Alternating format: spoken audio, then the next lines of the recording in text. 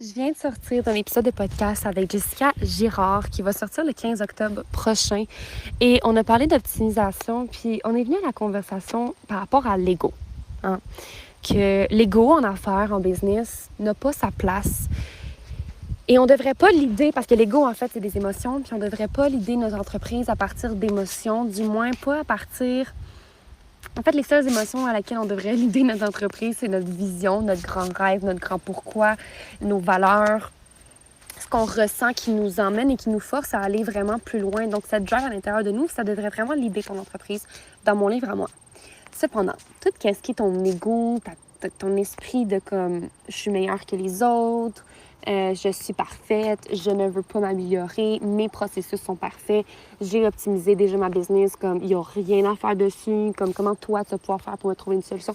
Tu sais, ce genre de mindset-là qui est vraiment drivé par un ego surdimensionné et souvent très malsain et qui empêche souvent des belles réalisations et qui empêche souvent un breakthrough dans ta business, un nouveau momentum, plus de temps pour toi, ta famille, qu'est-ce que tu as envie de faire. Souvent, l'ego qui veut pas aller regarder qu'est-ce qu'il a fait de pas correct, là, en gros guillemets, nous empêche de vivre des événements incroyables dans notre entreprise parce qu'on s'est dit, en fait, ils nous protègent, hein? Ils veulent pas qu'on se sente blessé. Quand quelqu'un nous dit, quand quelqu'un nous montre une solution qu'on n'avait pas pensée, des fois, ça va blesser notre ego. Mais c'est d'aller au-delà de ça. Et quand tu es entrepreneur, pour moi, c'est une des plus grandes quêtes spirituelles. As you know, c'est quelque chose que je répète quand même assez souvent dans mon quotidien, dans mon day-to-day et dans le podcast.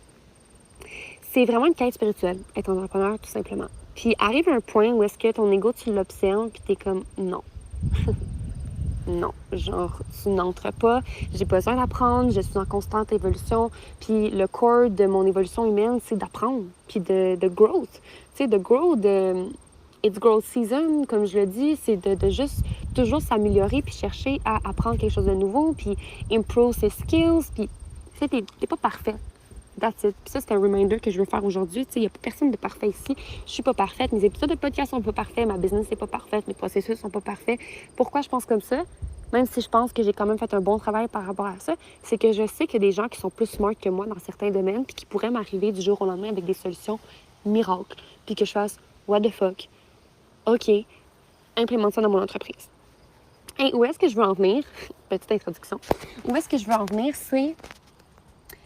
Quand ton ego prend vraiment beaucoup trop de place dans ta vie, it's probably because you are the biggest fish in here. C'est que tu es probablement le plus gros poisson dans ton entourage. Tu es la personne qui a grandi, qui a grow hyper rapidement. Tu es la personne qui a le plus de résultats rapidement. Tu sais, comme statistiquement parlant, puis genre rationnellement parlant, tu es la personne qui a le plus de profit. C'est la personne qui fait plus d'argent par mois. C'est la personne qui est toujours sur des Zoom calls avec ton mentor, avec ta coach. C'est la personne qui choisit tout le temps dans ton télégramme. Bref, t'es la personne, genre, t'es comme de business-wise quand on a un problème business, c'est à toi qu'on va faire affaire. OK? Par exemple.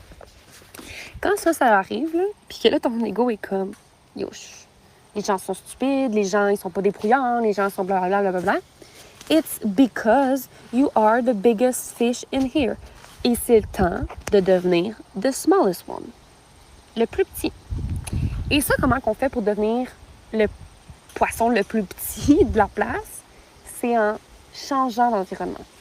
C'est en t'entourant de gens qui ont ce que tu veux, que ton entourage en ce moment, ton entourage, ton environnement actuel n'a pas.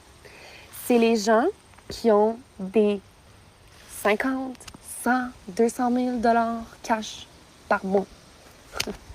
C'est des gens qui ont une communauté, qui ont un mouvement, qui ont something else, puis vraiment quelque chose à t'apprendre, qui ont déjà tellement plus que toi dans la vie, qui ont vraiment quelque chose à t'apprendre. Parce que quand tu es la personne qui apprend tout à tout le monde dans ton entourage, c'est parce que tu es le plus grand poisson, puis que c'est vraiment le temps que tu évolues. Fait que c'est vraiment un reminder que je te donne en ce moment, de go for it. De juste, quand tu sens que ton ego est sur le côté, ou peut-être que tu l'as déjà ressenti dans le passé, ou même récemment, ou même aujourd'hui, ça t'arrive, puis t'es comme, oh shit, ça tombe tellement en point parce que j'ai vraiment l'impression d'être la personne qui sait tout dans mon entourage, tu sais. Puis c'est correct, parce que j'ai eu cette pensée-là aussi où est-ce que j'étais comme, oh my god, mais genre, je suis quasiment de la plus smart. Mais ça, là, ça veut juste dire que j'ai pas été dans un endroit où est-ce que les gens sont plus smart que moi. Puis quand que t'es dans une place où est-ce que les gens sont plus smart que toi, ton ego, là, on prend un esti de coup, puis c'est très bon pour lui. C'est très bon pour lui parce qu'il va comme se remettre à sa place. Puis toi, tu vas être comme, OK, non. Now it's time to learn again.